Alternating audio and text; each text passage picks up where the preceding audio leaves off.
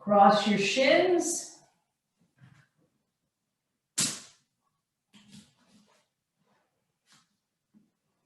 And move the flesh out from under your buttocks. And then lift and lengthen the sides of the trunk. Roll your shoulders back. The top of the shoulder blades are descending down the back. The outer corners of the shoulder blades are moving in towards the spine. And the inner shoulder blades separate slightly or spread out slightly and move into the chest to lift the sternum. Balance your head over your spine and observe your spine.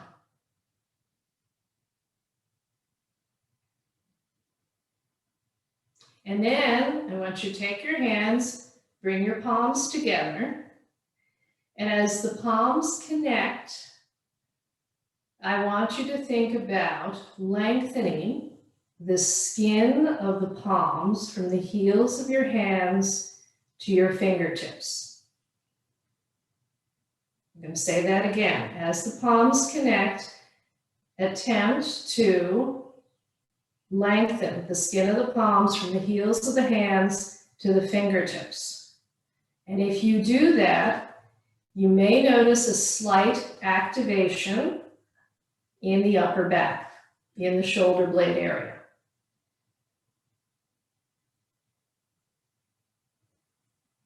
Don't let the elbows get tense. Release them to the floor. Continue to allow the shoulders to release down the back. And then on your next exhalation, close your eyes.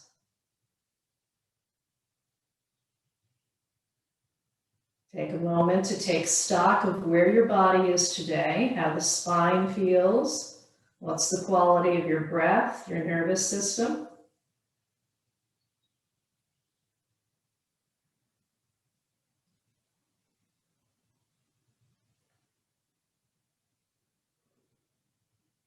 And then we'll begin the practice by chanting Om. Inhaling.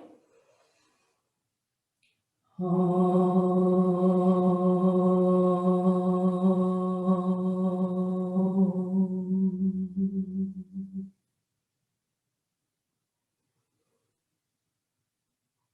On your next exhalation, bow your head.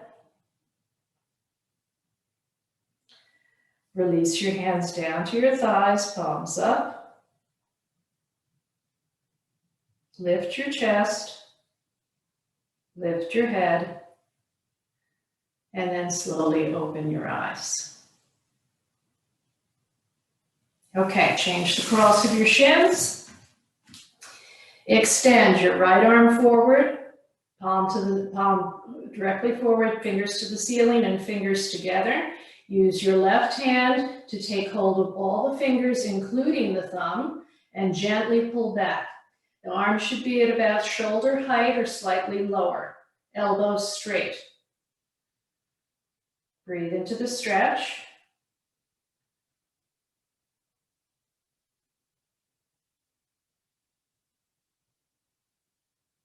Then release that, turn the palm to face you, fingers towards the floor, and again, use that left hand to pull back across the knuckles, including the thumb. Elbows straight, arm at shoulder height or slightly lower. A gentle stretch for the top of the forearm.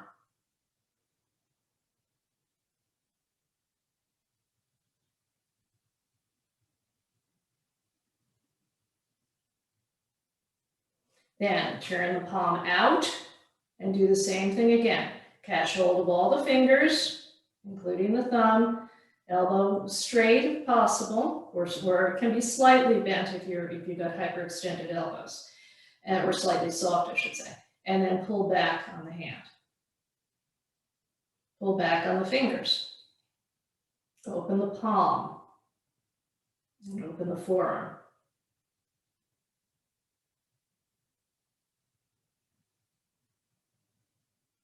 Okay, then release that. Left hand. I'm mirroring you. Palm facing out, Hold the fingers, fingers to the ceiling, arm at shoulder height, elbow straight.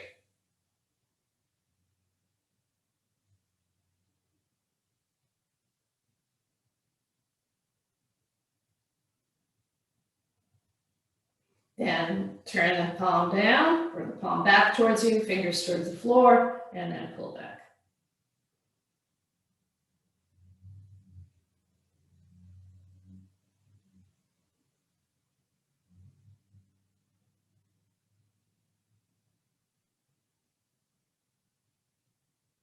And then turn the palm out, hold the fingers, the palm, and gently, last one, pull back.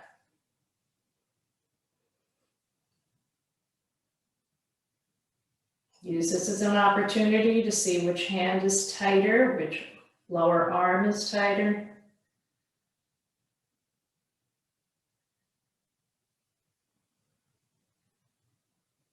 Okay, and then slowly release. Come off your blankets and block and come to table position. We're going to start with some cat and dogs just to warm up the spine a little bit. So knees are under the hips, hands are under the shoulders, okay? Don't let the pelvis drop, don't let the belly drop. In back bending, your abdomen is critical. So we want the belly to pull into the spine and spread, okay? That's engaging your transverse abdominis. So don't let it hang. Inhale, tilt the tailbone, drop the belly now, and then concave the back and look up to in front of you. And then with an exhalation, tuck the tailbone, draw the belly in even more, round the back, and release the head. This movement is always initiated by the tailbone, not the head. So again, inhaling, keep the head down, lift the tailbone, drop the belly, concave the back, look up. Exhale, tuck the tailbone, draw the belly in, begin to round the spine and release the head. And again, inhaling and exhaling. Working every part of your spine, noticing which parts are stiff, cranky, inhaling. And exhaling. 3 more, inhaling. And exhaling. Last one, inhale, lift the tailbone, drop the belly, concave, look up. Exhale, tuck the tailbone, draw the belly in, round and release the head. Okay, all right, and then come back to a neutral spine. Now we're going to start at a wall. So you're going to either find a wall, or you can do this with at the bottom of a sofa or a couch if you don't have a wall available. You're going to start in Supta Tadasana like this. So you're going to get your feet can be separated, they don't have to be together, against the wall. You're going to lie down, and then you're going to put your block horizontal, flat, under your sacrum. Then watch what I do. I'm going to drive my feet into the wall or the sofa, whatever you're using. The feet have to be connected. So you'll notice I took away my mat so that if my knees are still bent here, I can slide the block by holding it and straighten my knees and keep that connection with the wall. Okay, so we're going to start with that. So everyone find your wall or your sofa or your cupboard or whatever you're using. Get your feet right up against that wall, grounded into the wall, and then lift your hips and slide the block under your pelvis. And then maintain the connection with the wall as you straighten your legs. So you may need to adjust. The connection of the feet to the wall absolutely has to be there. So notice if one foot gets lazy or light, you're going to have to redo it. Now, once you're connected to the wall and once you're in this position, I want you to roll your thighs in, your groins to the floor. Press those feet into the wall strongly. Abdomen should be slightly recessed. Notice if you're pushing your abdomen to the ceiling. Then from there, inhale your arms up to the ceiling, palms facing the wall. And then with an exhalation, palms facing the wall, not each other. With an exhalation, go over your head to the floor behind you. Now, lengthen the whole front of your body. Pull the torso off your pelvis. Your pelvis is grounded on the block, but lengthen the sides of your body, lengthen the whole front of your body. Did you lose the connection of the feet to the wall? Don't do that. That's going to cost you in your back bends later. Maintain that connection with the wall. And now I want you to press your big toes strongly into the wall. So the feet are connected, but a little bit more pressure into the big toes. Now, when you do that, you might become more aware of the inner line of your body. Pressing the big toes into the wall may energize or activate the inner leg. You may feel the inner wall of your abdomen more strongly. Maintain that. Keep lengthening the body. Keep lengthening through the arms. Now, as you do this, some of you may start saying to yourself, well, my back is not happy. It's cranky. It doesn't like being up on a block. Well, this is a perfect opportunity to check what is probably happening. One leg is getting, or one foot is getting lazy. It isn't quite connecting. That big toe of that foot isn't quite pressing into the wall. Try that and see if that ameliorates some of the discomfort. A few more breath cycles.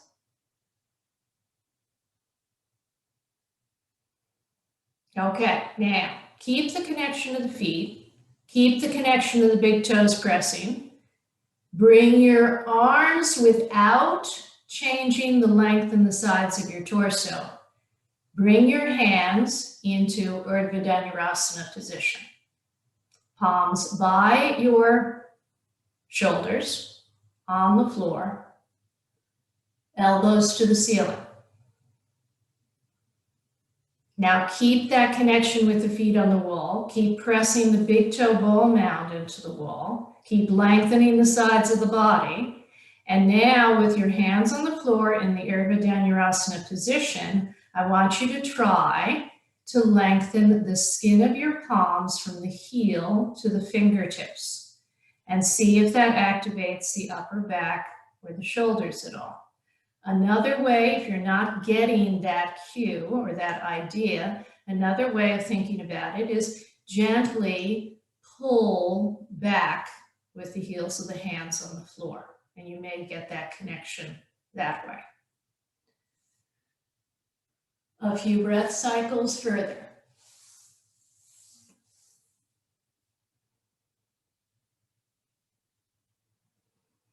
Have your elbows started to wing out to the sides? Don't let them. Elbows line up with the shoulders.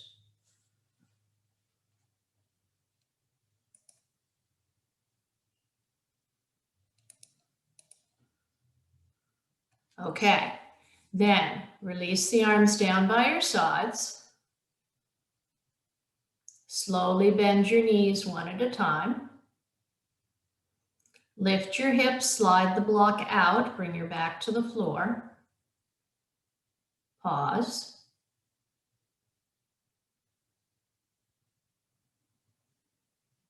And then slowly roll over to your right side. And slowly come up.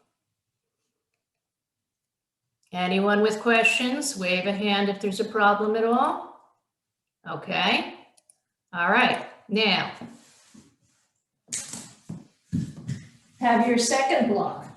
If you don't have a second block, then use a blanket the way we usually fold them for sitting, so like this, 1 or 2 blankets. Because you're going to do the exact same thing now on 2 blocks. So you're going to come down.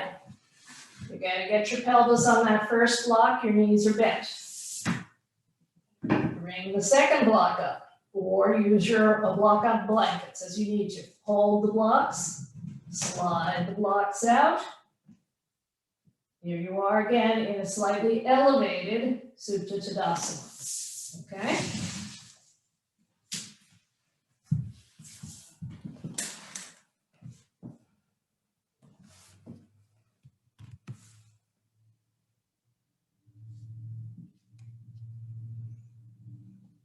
Now with this slightly elevated pelvis, you have to keep the connection to the wall still. So the feet to the wall. It's a little awkward, admittedly, so take your time getting into it, okay? But then once you're there, you need to maintain that connection with the wall, and you will notice now there's more of an opening through those hip flexors. So I want you to roll your thighs in again. Groins go to the floor. I want you to press your thigh bones to the floor. Press the feet into the wall or your support. Notice which foot is not cooperating, where you have to do more, where you have to do less.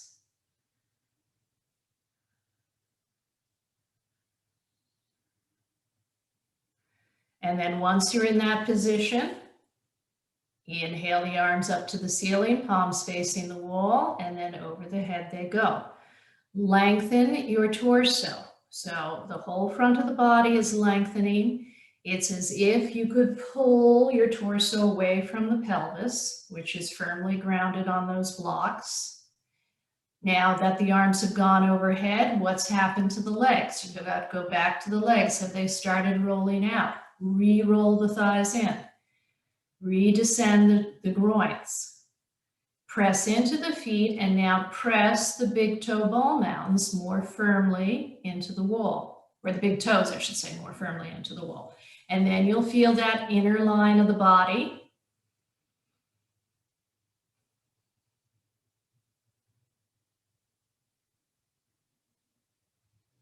Don't let the belly puff to the ceiling.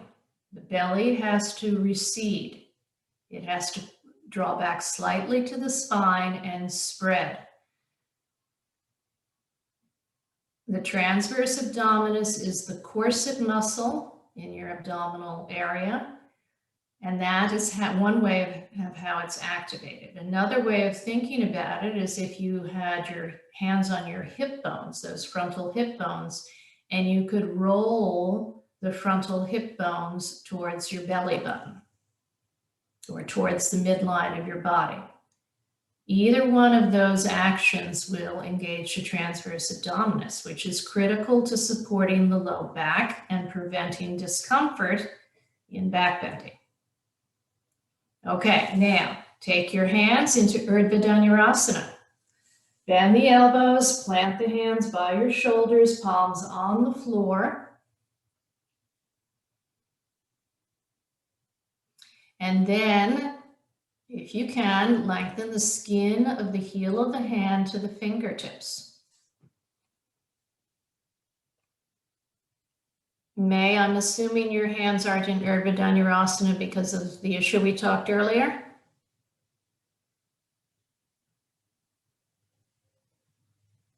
Okay. Elbows to the ceiling. Breath smooth and even.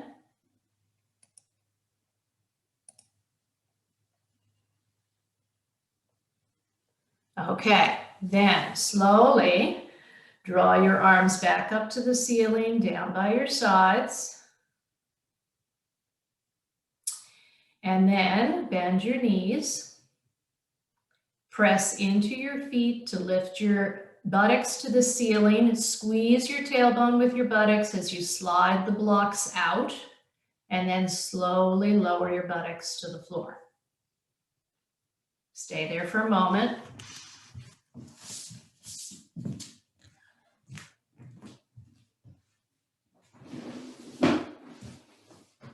And then you're going to slowly bring yourself back up.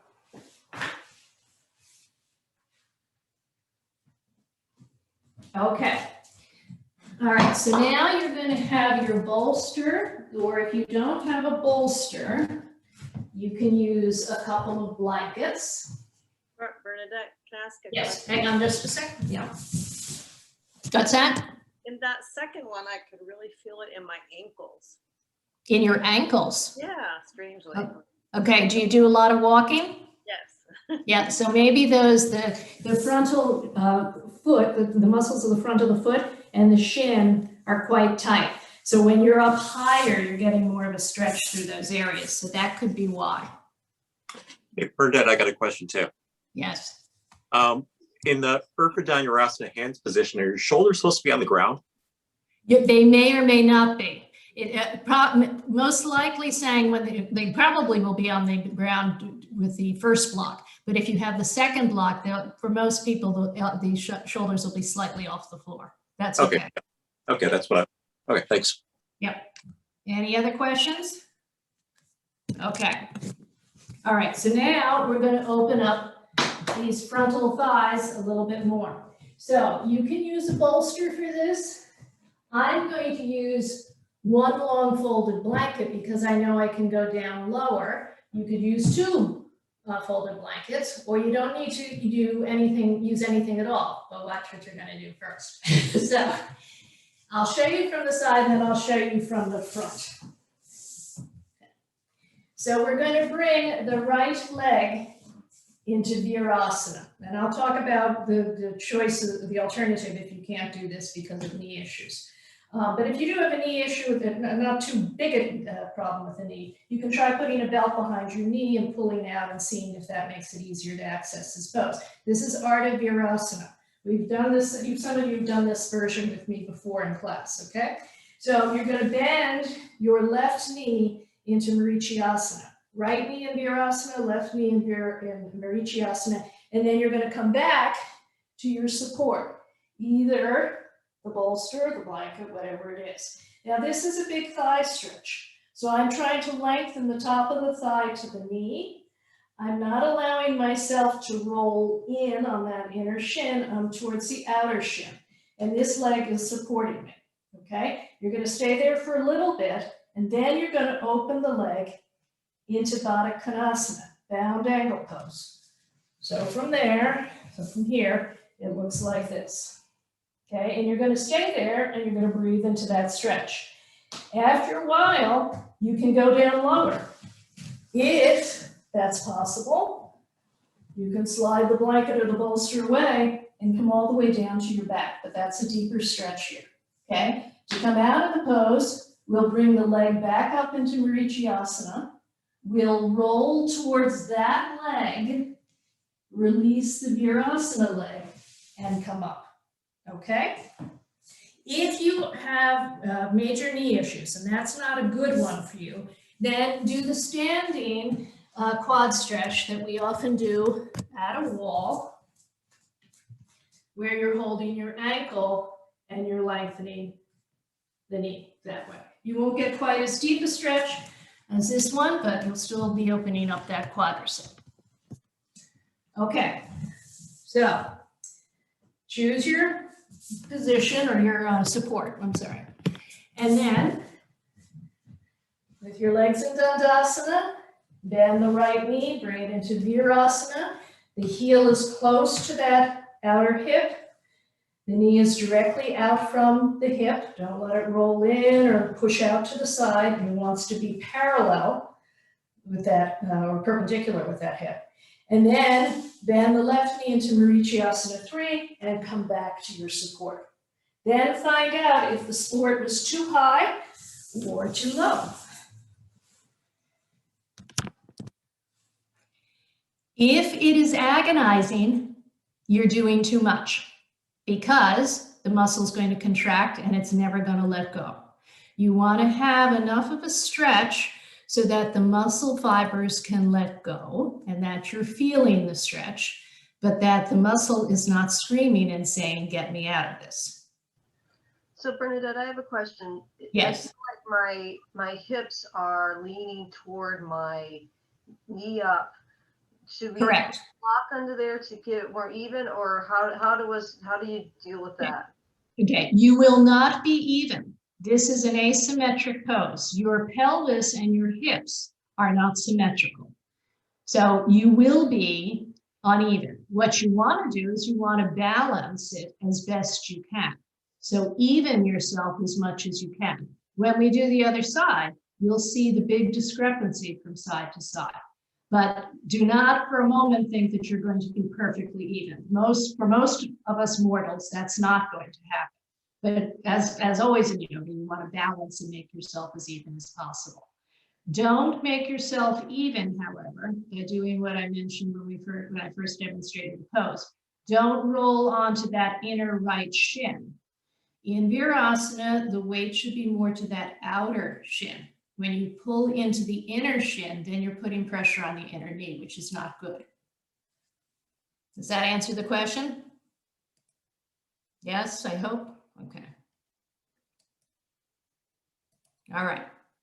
If you have not already done so, open that Marichiasana knee into Baddha Konasana and notice right away the difference in the stretch. A few more breaths here. You're lengthening the top of the thigh from the hip crease to the knee. You're trying to open the eye of the leg, that hip crease, as much as possible. And you're breathing. If you're a walker or a runner, you're going to be feeling this more than other people. That's okay. That's a good thing.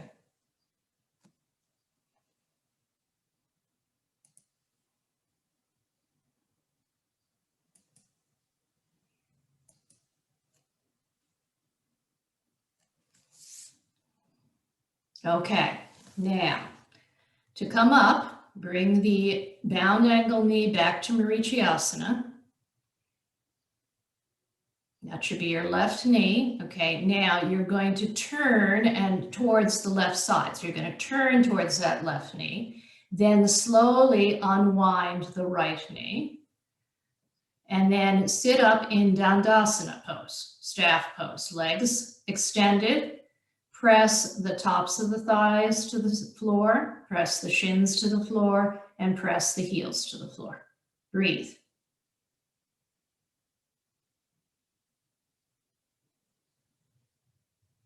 Okay, then we're going to do the other side. Then you're going to decide whether you need to change your support. You're going to notice a big difference from side to side. So this time it's the left knee in Virasana. It's the right knee in Marichiasana 3.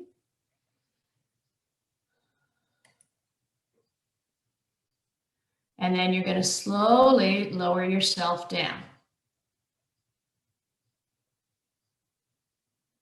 Lengthen the top of the thigh to the knee.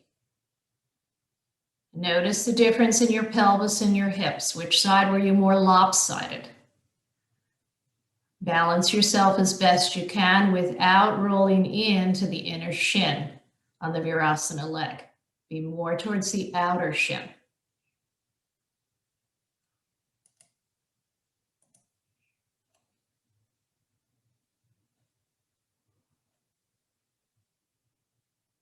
And again, if there's a problem with this knee that there wasn't with the other knee, you can always do the standing version of this stretch. The point is, I want to get your thighs open, the quadriceps open and the hip crease open. Another breath or two here.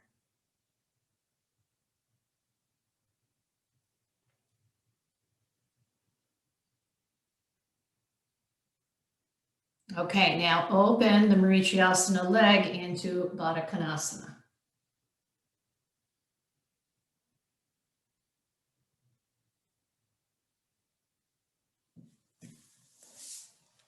Keep lengthening the top of the thigh to the knee.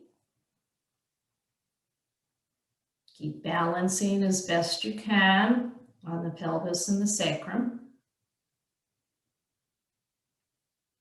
Don't push your belly to the ceiling. The belly needs to recede even in this pose.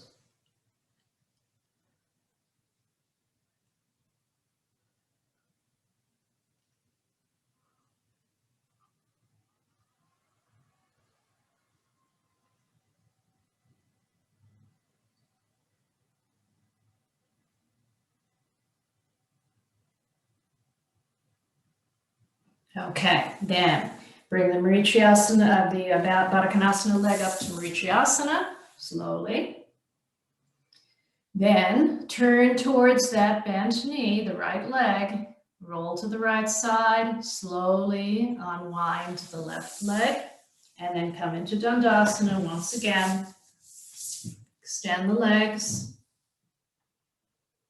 Press the tops of the thighs to the floor, press the shins to the floor, press the heels to the floor.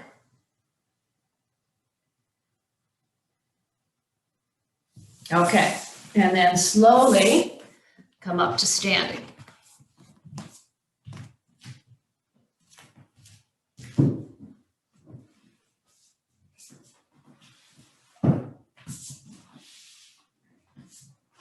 Okay.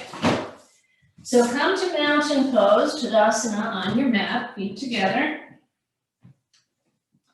Place your hands on your hips.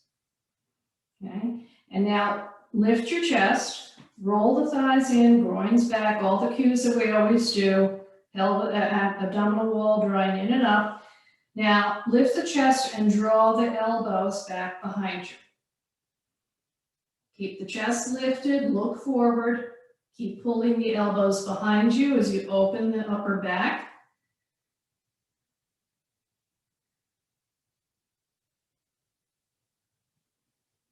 And then release that. Now you're going to go into Urdhva Dhanurasana. I'm sorry, Urdhva Dhanurasana, sorry. The Urdhva Hastasana. So we're going to be in mountain pose. Once again, thighs rolling in, groins back, abdomen in and up, chest lifted. Now inhale your arms forward and up. Now watch what I'm going to do. I'm going to kneel so you can see, but I assume I'm in mountain pose. I want you to pull your arms back behind your head, not by this action, throwing the ribs forward. I want you to pull your arms back behind your head as if someone were holding your elbows and pulled them back. And you're going to pump back and forth like this a few times, not throwing the ribs forward.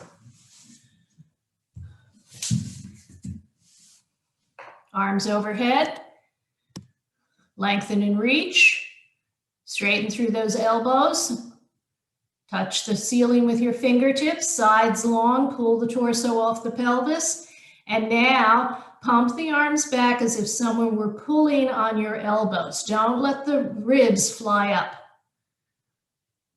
Do that a couple of times. Good. Good, and watch the head. Don't let the head go forward like a turtle. Lift your chin, Ellen. Yes. Okay, and then bring the arms back down. One last time, mountain pose, hands on the hips. Draw the elbows back behind you, open the chest. Keep the thighs rolling in, the groins going back. Breath smooth and even, feet connected to the floor. Good, then release the arms. Urdhva Hastasana, thighs in, belly in, inhale the arms forward, all the way up. Arms go up, thighs go back. Pull your torso off your pelvis, touch the ceiling with your fingers. And now once again, pump the arms back from the elbows. Opening up the upper back, allowing the back ribs to move to the front without throwing your rib cage forward. Good. Okay. Then release your arms down. And then plant your hands and step back into downward facing dog. Adho Mukha Svanasana.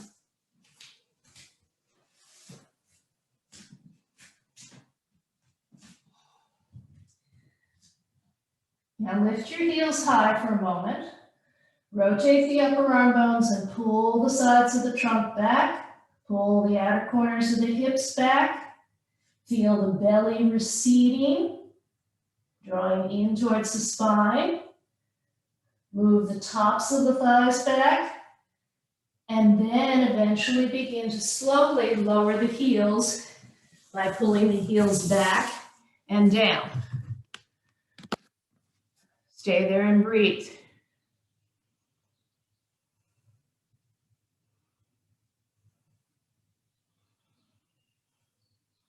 Okay, now stay there. Lift your heels as high as you can. Don't let your chest come forward. Try and resist with the chest. Just lift your heels as high as you can there. And now what you're going to do is that same pumping action. You're going to draw your chest back to your thighs. So pump your chest back to the thighs a couple of times.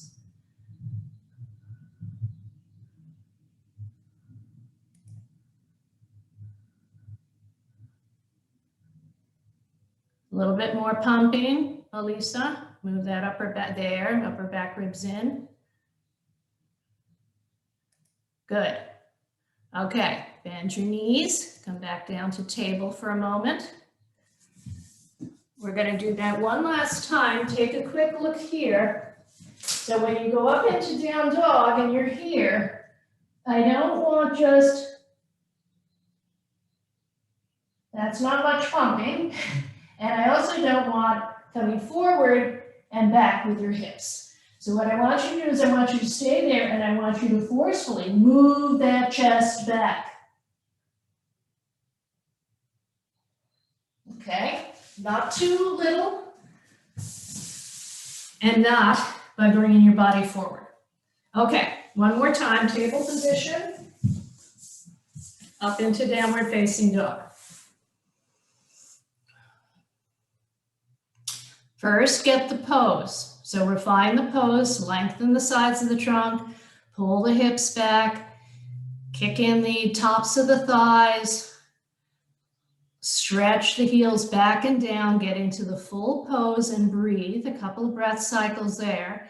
And then from there, do your pumping action, a couple of times. Pump the chest back to the thighs, opening up the armpits, opening up the upper back, opening the chest. Good. Okay, and then bend your knees and come back down. You can rest in Virasana forward bend, but keep your spine long if you want to do that. No rounding of the back. A very long pose.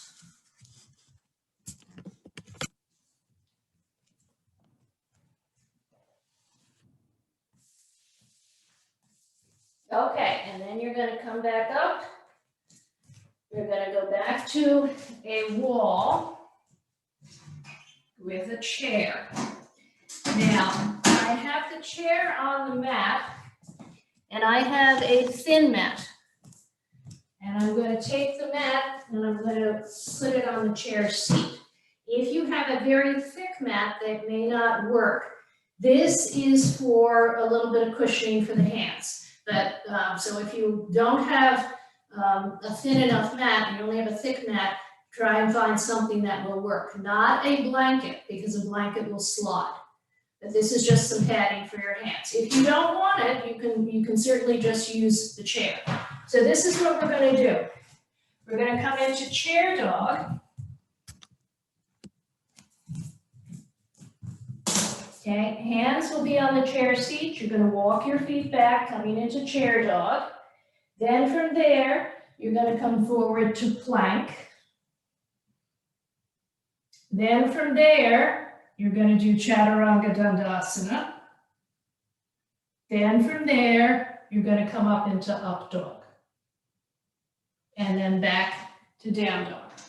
So down dog, plank, Chaturanga Dandasana, up dog, back to down dog. Okay? All right, so get your position. Use the mat if you have it for cushioning for the hands, that's always helpful. Then walk your feet back to down dog. So the feet are parallel, facing directly forward to the chair. Your sides of your trunk are long. Hands are grounding you. Breathe. Then inhale, come forward. Lift your heels, keep those knees straight as you come forward to plank pose. There, good, Elise. Now from plank, bend your elbows, come into Chaturanga Dandasana, and then scoop coming up into up dog. Now, if the low back is bothering you here, lengthen the tops of the thighs to the knees. Don't let those knees bend. Legs have to be straight. Inhale, exhale, back to down dog. Or chair dog, I should say. Pause. Okay, we're going to do that one more time. Does anyone have any questions? If you've got a question, raise your hand or come forward and unmute yourself. Okay, let's try it again. Inhale, exhale. I can't. Sorry? My chair's not wide enough. Can I kind of go to the side of my chair? Yes, yes, you absolutely can.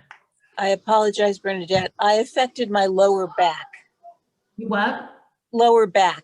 Your lower back is bothering you? Yeah. Okay, you've got to use the abdominal wall stronger, Kathy. Pull that in more.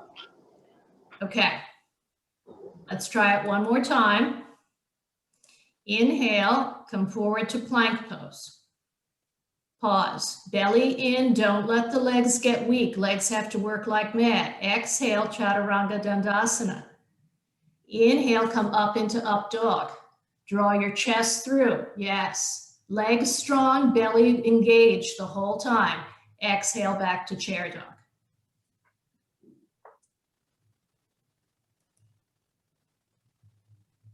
Is that better, Kathy?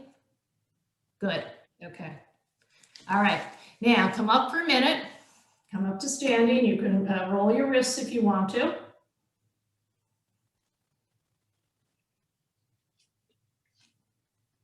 All right. One last time, we're going to do just chair dog to up dog 2 times, okay? So going from here, from chair dog right into up dog. Now, you want to draw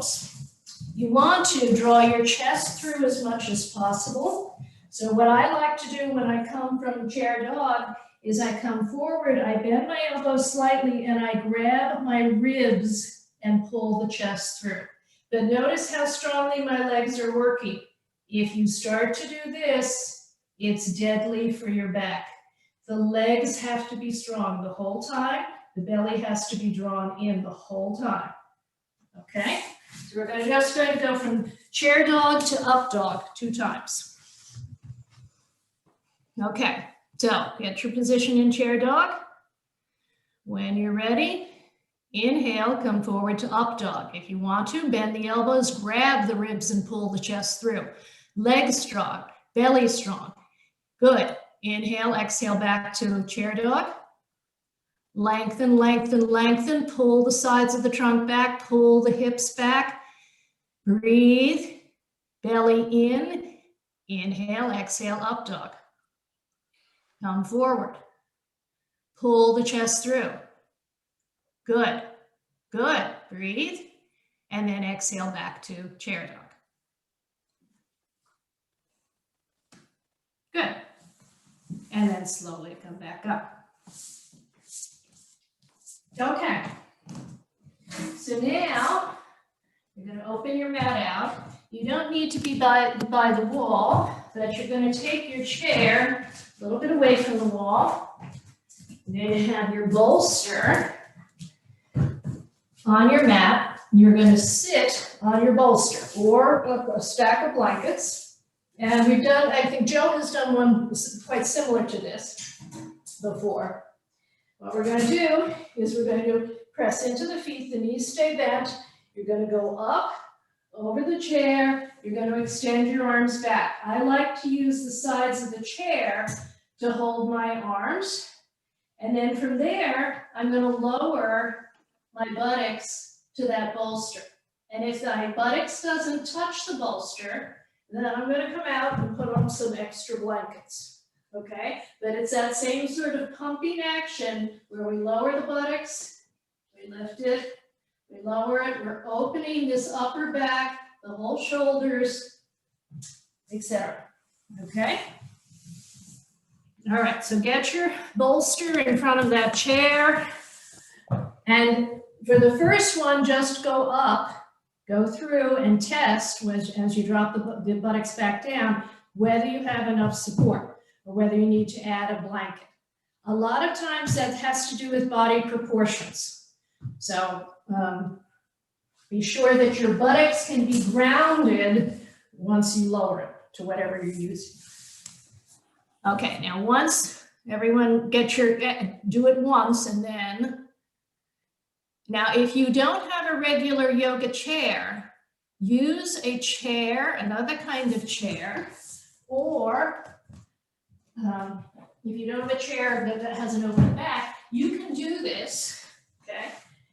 Just going over, well, we won't go over the chair yet. I won't have you do that. Instead, come here on whatever chair you're using, bring your hands into prayer position and walk your knees back. And you'll get that upper back opening and that shoulder opening that way. So if you don't have an open back chair that you can put your arms through, then do just the chair back bend with the elbows on the chair. Okay, otherwise, everyone else, sit on your bolster when you're ready, or your blankets, and then go through, go over the chair seat, thread your arms through, allow the arms of the chair to hold your arms, keep your knees bent, feet on the floor, and then begin to slowly lower your buttocks towards that support. When it comes down, lightly touch, and then press through your feet, lift up again, and crank your upper back open. Do that a couple of times. That's good, Michael. Pull back with the hips. So those armpits open more.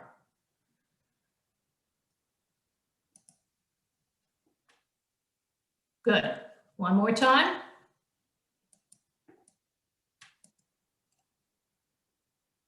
Good. And then slowly bring your hips down and then release the arms. Okay. And now you're going to slowly come up.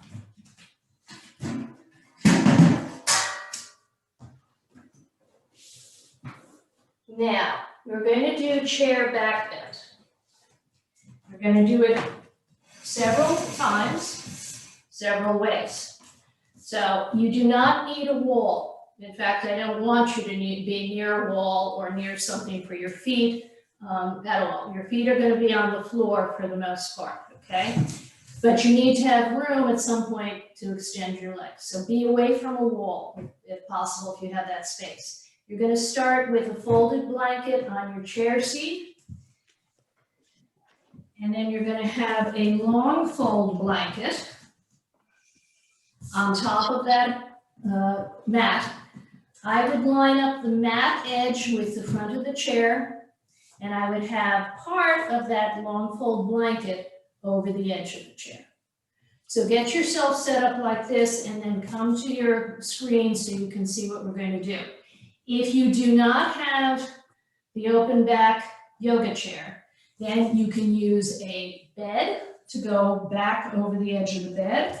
You can use a regular chair to go over like this, okay? It's a little bit different, but it's still a back bend. So we're in this Zoom world where we have to be somewhat creative. So get yourself set up. I'm going to take a quick look through, see if anyone has any problems or they need to raise a hand and ask a question, and then I'm going to show you what you're going to do. Is blanket like this or like this? I'm sorry, who is talking? Elise? Elise, hang on a second, let me find you.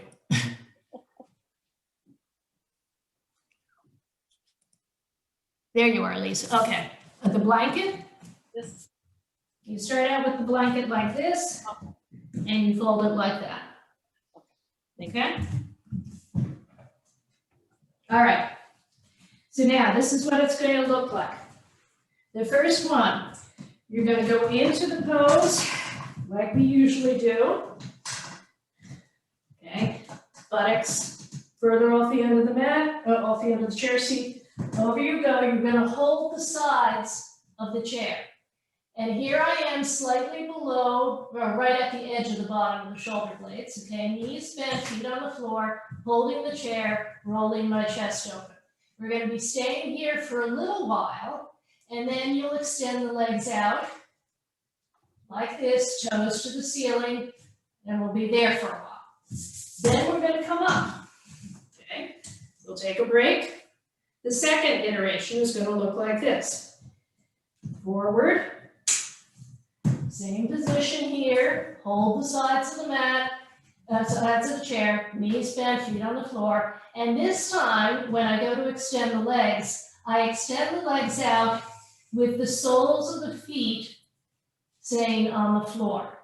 So some of you, the knees will not straighten. That's okay, but go out as far as you can so that the soles of the feet are on the floor. Others of you may be able to straighten the knees. If you feel secure enough at that point, then you'll be clasping the elbows over the head. Okay? So those are the first two that we're doing. All right, so go through the chair.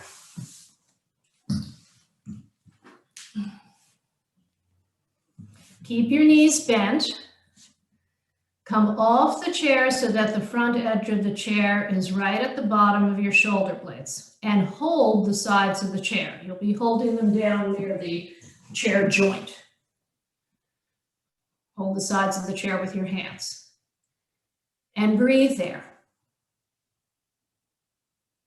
So right away here, which is always a big issue for students, it's one of our deeper back bends. What's happening with your belly? Are you pushing your belly to the ceiling? The belly should be long and recessed. The sides of your trunk should be long. Your shoulders should be rolling to the floor. If you need to for your neck, use a support. You can have your head resting if that's going to be better for you. Even here, okay, even here with the knees bent, I want you to press your big toes into the floor, and I want you to roll your thighs in a lot. You will feel that.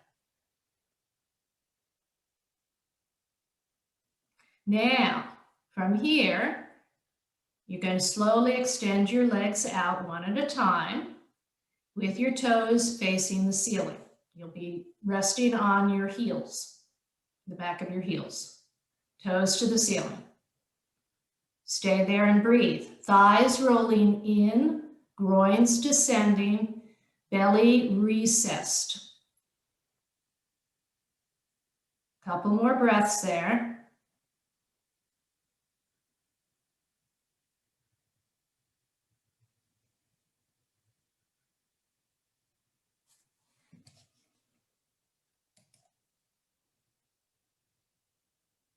Okay, now slowly bend your knees. One at a time, bring your feet in.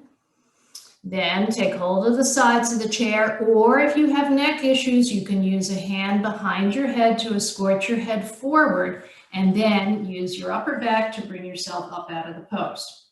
And then sit up nice and straight on your chair and pause there. Hands on the chair back, breathe.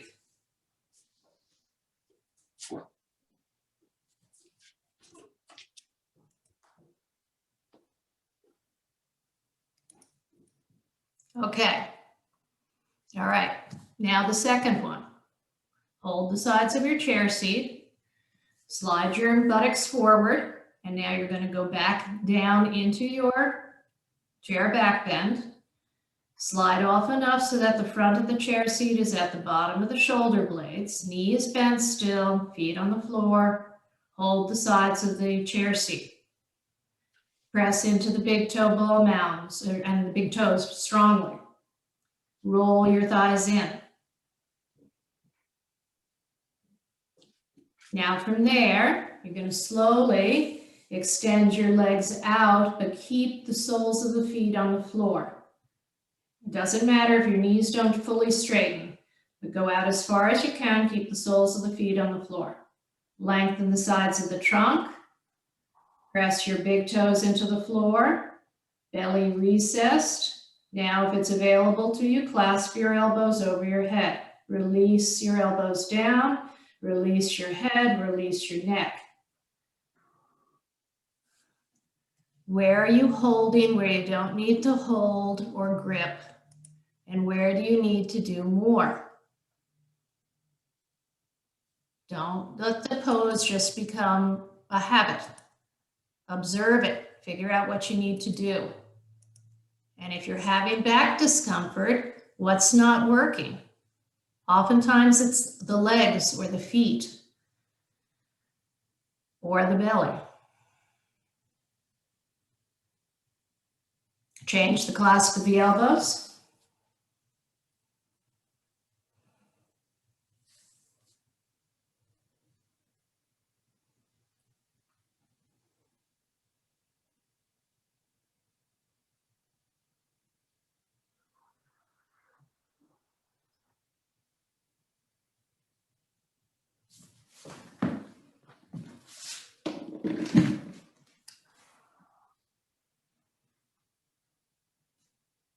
Okay, now bend your knees, bring your hands to the chair back, slide your feet in, slide your buttocks more towards your head so you feel supported. And then when you come up, either hold your head to help your neck or just come up from your upper back and then sit up nice and tall. No rounding, no collapsing forward, stay up nice and tall.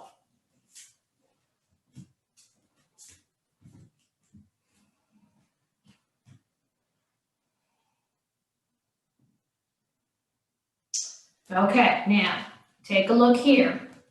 One last chair back bend. I still have my mat the way it is. Come out of your chair. You're going to take your blanket that was in a long fold. You're now going to open it up and you're going to do a triple fold. So I put it down and I make a triple fold in that blanket. So it looks like this. Yes? Okay, now that is going to be horizontal across my chair seat. And now watch what you're going to do. You go into your chair.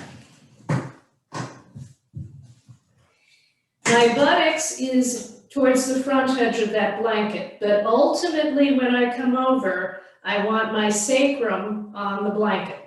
But to get into the pose, I settle my buttocks on the chair seat. I come over, I get about here, and then I'm going to scoot my sacrum onto that blanket. And then I'm going to go over. Knees bent, feet on the floor. Now this is a big opening for here, for this hip crease, for the thighs. You can stay here for a while, holding the chair back, opening like this. Feet grounded. If you feel, again, it's a body proportion. If you feel a little bit like you're going to fall on your head, then you can hook your heels to the chair if that helps you.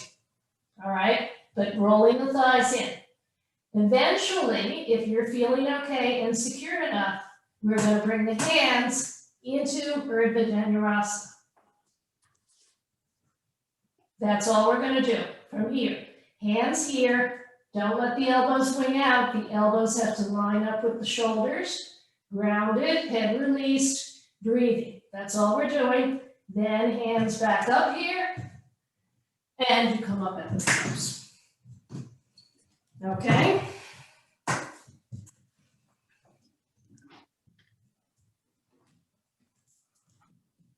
And again, for those of you who don't have the yoga chair, you can still do this with whatever you're using, whether it's a bed to go over or whether it's a chair that has a back that you have to go over sideways. You do the best that you can there. Now, it's a big opening for those thighs.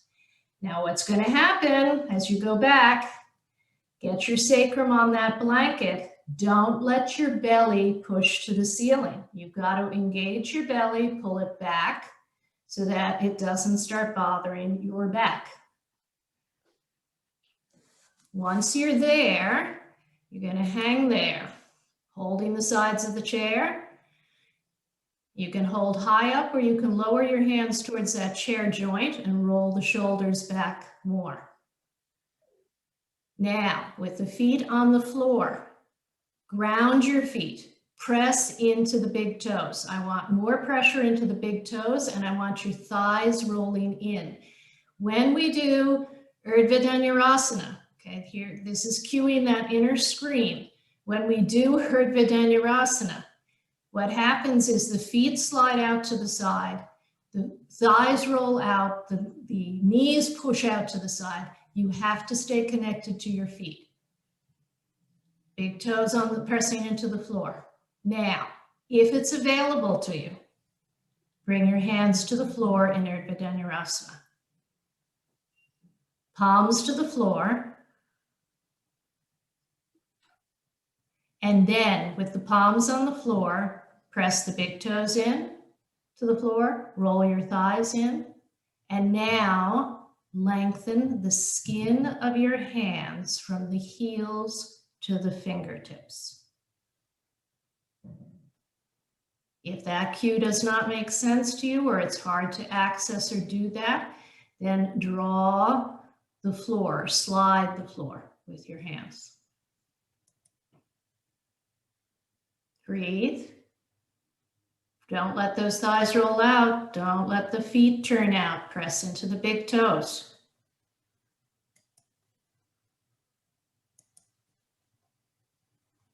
Good. Okay.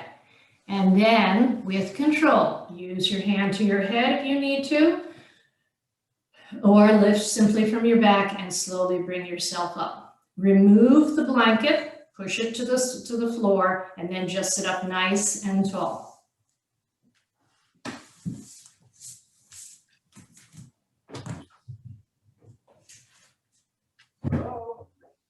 Yep. Question? Is there a question? Like I'm in yoga. Oh, Sorry.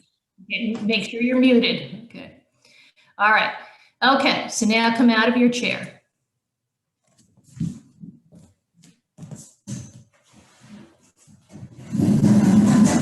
Okay, you can put the chair to the side. You can spread your mat. You can have the mat near the wall. You're not actually going to need the wall, but I'll do it near the wall.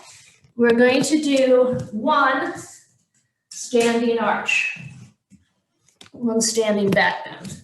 Okay, so when you do the standing arch back bend, which Joe has had us do to the wall sometimes, the correct distance from the wall is the fingertips to the wall. Just a touch of the fingertips and then you turn away. We're not going to be touching the wall, so you don't need a wall, but it's nice to always be near a wall.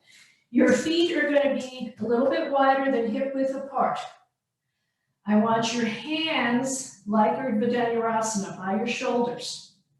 And I want you to think about as if there were a wall here or a floor here, pulling the wall or the floor down, or lengthening the skin of your hands from the heel all the way to the fingertips. When we do that, the upper back gets activated. Then you're going to begin to coil back. And I want you to just go to here and come right back up. Okay, we're not reaching for the wall or anything like that. Okay, let's try that. So, stand with your feet hip width apart. Hands by your shoulders in Urdhva Dhanurasana.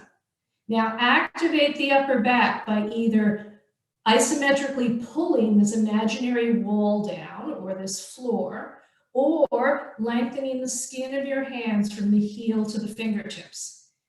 Now, press into the feet.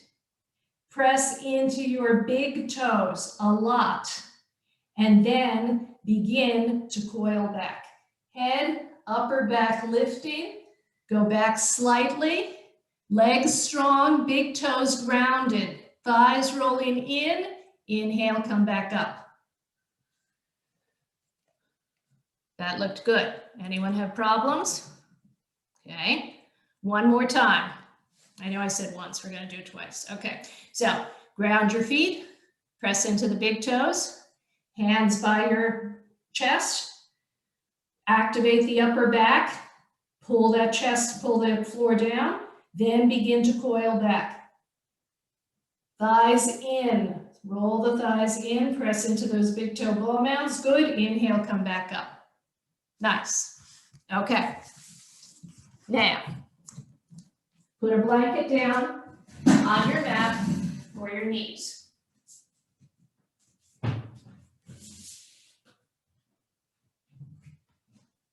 Have a bolster if you know you need it, or blocks for your hands. We're going to do Ustrasana pose. The first one will be like standing arch. Hands by the chest, roll the shoulders back. You're going to coil back to here. And then you're going to come back up. The second and third time we do it will be the same way, but then on the second time, at that point, you'll release the hands, either bring the hands to the heels or to your bolster on your shins or to blocks if you prefer them. Okay?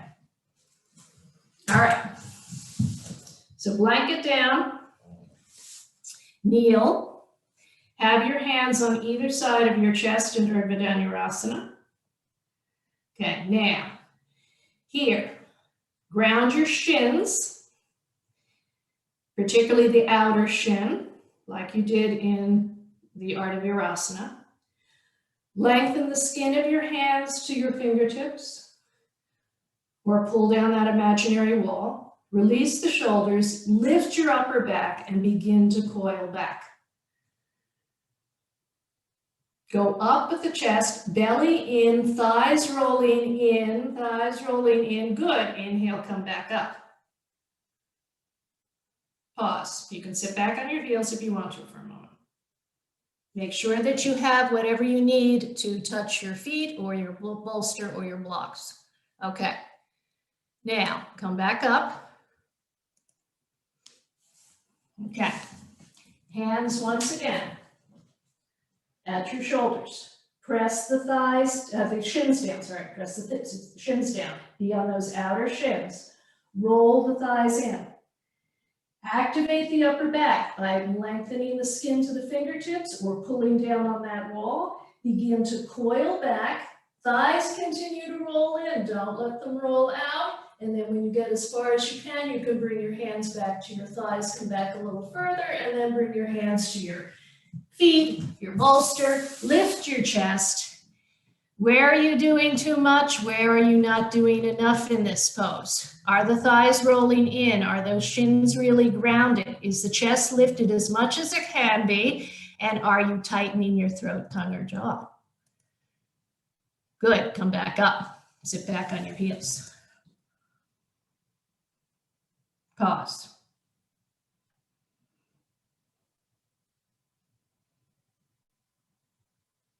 Okay, one last one. Come back up. Should our feet be flat on the floor or should we be on our toes?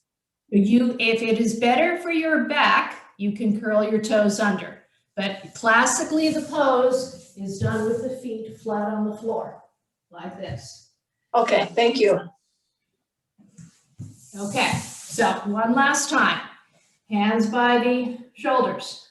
Ground your shins, be on the outer shins. Ground the top of the feet, or if you have to, curl the toes under. Activate the upper back, pull down that imaginary wall or lengthen the skin to the fingertips, and then coil back. Lift the chest, go back as far as you can, keeping the hands like that, and then release the hands back to your support. Then ask yourself, did your thighs roll out? Did your belly push to the ceiling? Are you tightening your throat, tongue, or jaw? Where do you need to adjust the pose to be steady and ease-filled? Breathe. Good. Then from the lift of the chest, or use your hand to your head, bring yourself back up and sit back on your heels.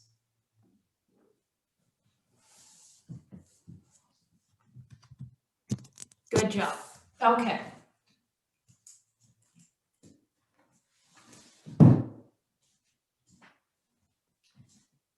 Urdhva.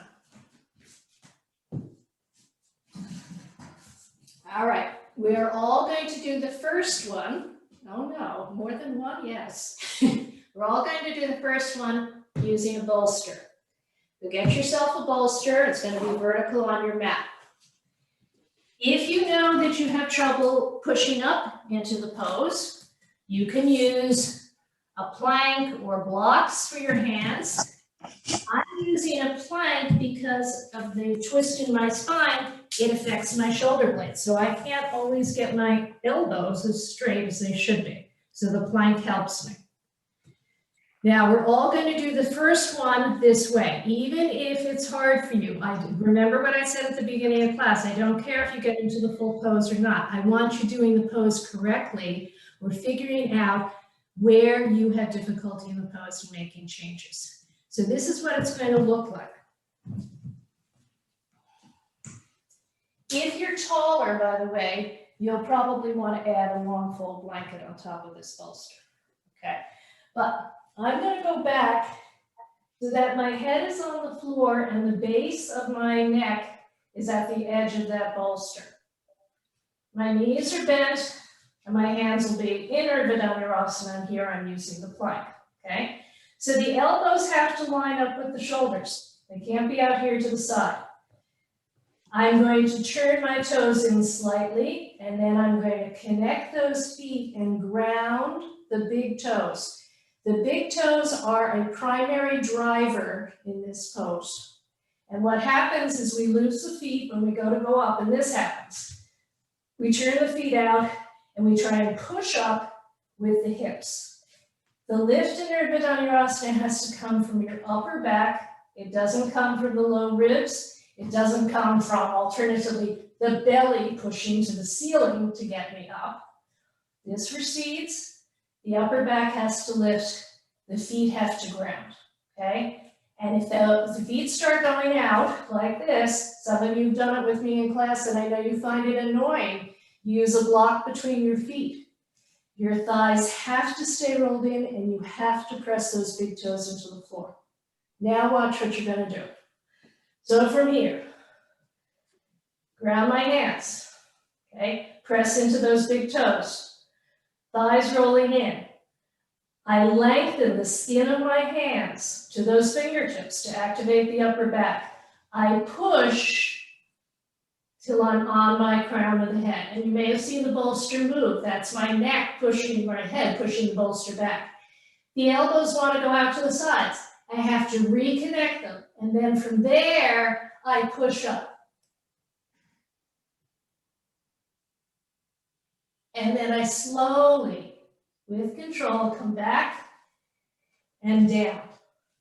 Now, it is not a massive, epic push-up. It has to be done with control and you have to use your breath. It's not to get up there, okay? It's the feet working, it's the belly, it's the arms. If you only get to the crown of your head and you do all those cues, that's great. Don't struggle from here by then going feet out, pushing and huffing and puffing to get up. That's a habit, and it's not going to help you. It's not going to serve you. Okay. Questions before we go into it? All right. If not, lie down on your back. We use belt for the arm. If you want to use a belt, Rosalind, on your arms, that's okay. Yeah, that support is fine. Okay. So lie on your bolster. Your head is on the floor. The base of your spine is at the edge of your bolster. Now we're doing this first one. I want everyone to try it, and then we'll be doing several others, and you'll have an alternative if this isn't working for you. But get the idea of lying on the bolster, feet bent, toes turned in. Now bring your hands into Urdhva Dhanurasana. Press the big toes into the floor. Roll your thighs in. Recess your belly. Don't push it to the ceiling.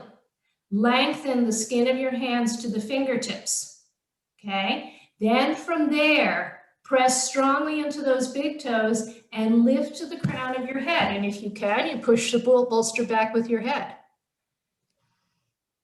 Then from there, roll your thighs in more, press into your big toes more, and then with your breath, go up.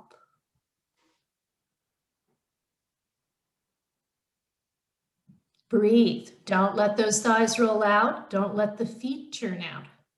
You have to use the big toes. Good. Good. Exhale, slowly come back down. Pause. Now, roll over to your side. You have a choice. You can do it. You're going to do 3 more on your own, either using the bolster, if you like it, or you can eliminate the bolster if you just want to do it from the floor. Another alternative, if this is not working for you, is to do it with your chair. And with the chair, grab the wall. You can have 2 blocks for your hands.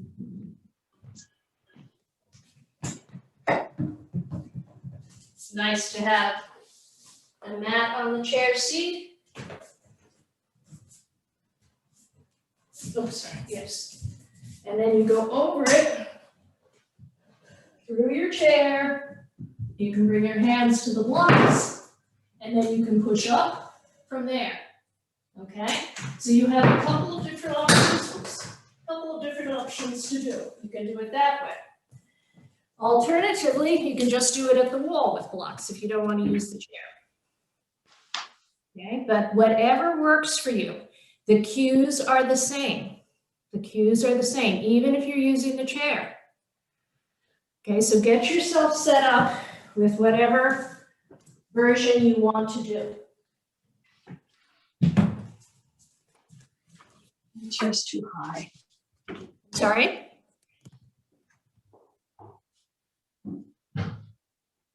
Okay. Once you're in your position, then place your hands. Press your big toes into the floor. Roll your thighs in, and then lengthen the skin of the hands to the fingertips. And with an exhalation, use your upper back ribs to bring you into the pose, to the crown of the head ideally.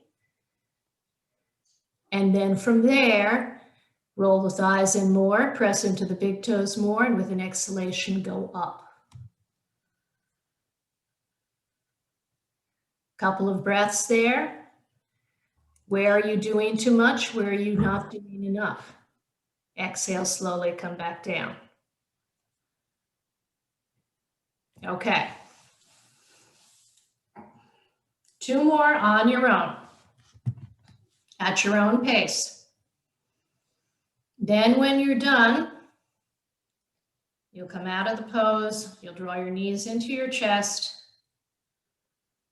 and then lie flat on your back with your feet on the floor so that I know that you're done.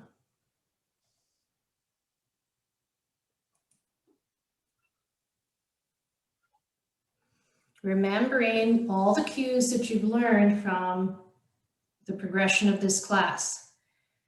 The belly needs to be recessed, the thighs have to roll in. The big toes have to be active in this back bend. The upper back needs to be activated by using the hands, as we did, either that imaginary wall or floor, or lengthening the skin of the hands to the fingertips. And for each one of you, it's individual, assessing where you're doing too much, where the pose is not working for you, and what you need to do to figure out how to change that. Sometimes it's a matter of when we push up into using the pelvis and the legs go astray, it's because we lack upper body strength. There is a lot of strength needed with the arms to do this. But then you have your answer. You have to work on strengthening your upper arms. That wedge was the best thing you told me. What's that? The wedge Wedge? for my wrist. I have Using RA. the wedge for your hips?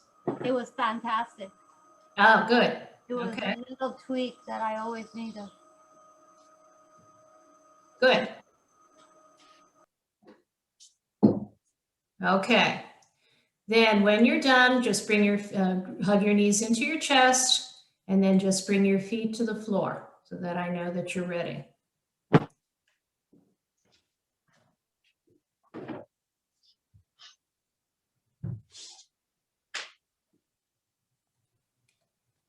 Okay. All right, good. That looked good, Elise. All right, then you're going to slowly, after you've hugged your knees in, you can rock a little from side to side if that makes your back relax a little bit. When you're ready, then you're going to set yourself up for Viparita Karani, legs up the wall. So you can use your bolster. You can use a couple of long fold blankets. If you don't have the bolster, if your bolster is kind of flat, it's nice to use, or squishy, I should say, it's nice to use a blanket on top of the bolster. You want your pelvis elevated.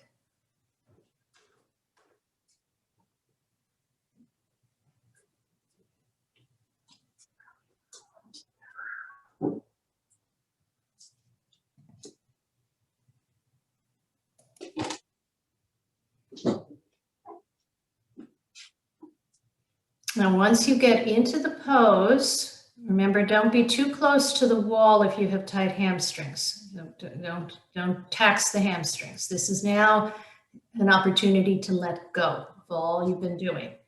So the pose should feel restful. When you get up into it, make the adjustments you need to so that the pelvis is supported on the bolster. The buttock bones are rolling slightly off the end of the bolster and down towards the floor. Allow your thigh bones to drop deep into the hip sockets, as if you had a sandbag on your feet.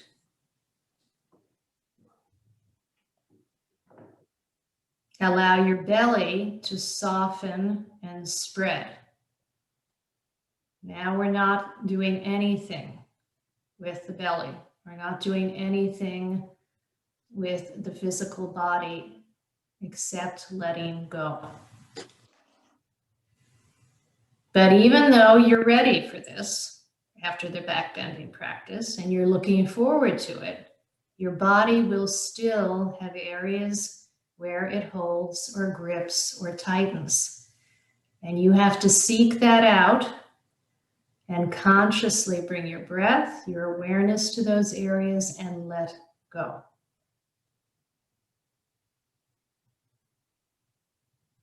Observe your throat, your tongue, and your jaw. Observe your mind. Let go there. No gripping, no holding in the head anymore.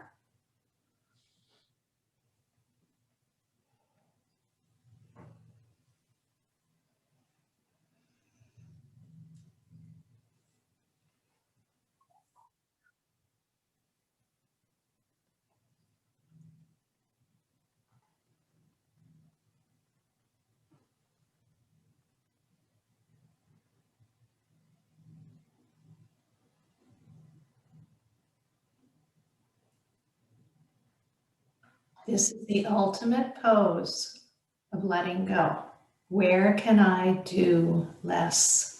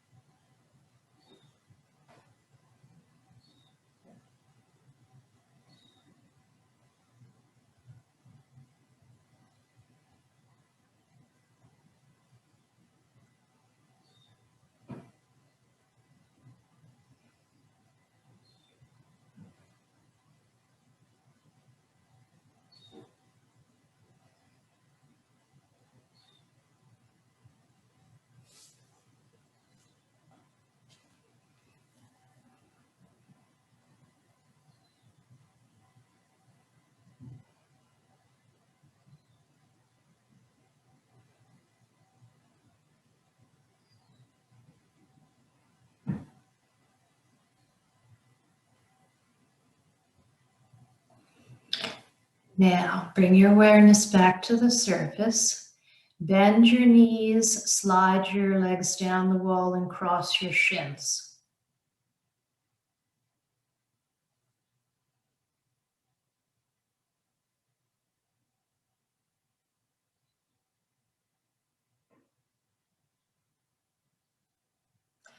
Slide your legs back up the wall. Change the cross of your shins as you slide the legs back down.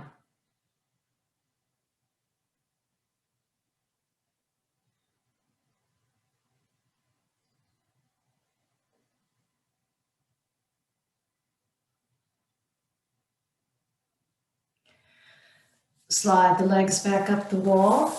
Bring your soles of the feet to the wall as you bend your knees down towards your chest. Slide the soles down the wall, and then use your hands to hold your bolster as you slide your buttocks back into the room and off the bolster, and cross your shins on top of your bolster.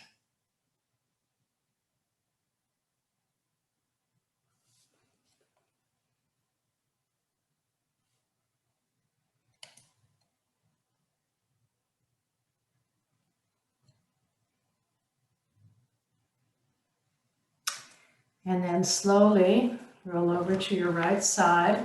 Stay on your right side.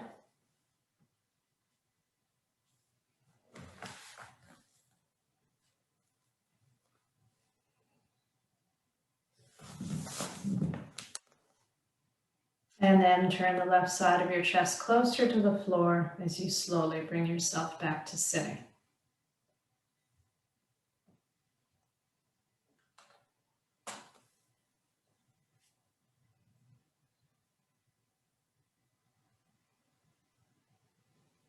Namaste.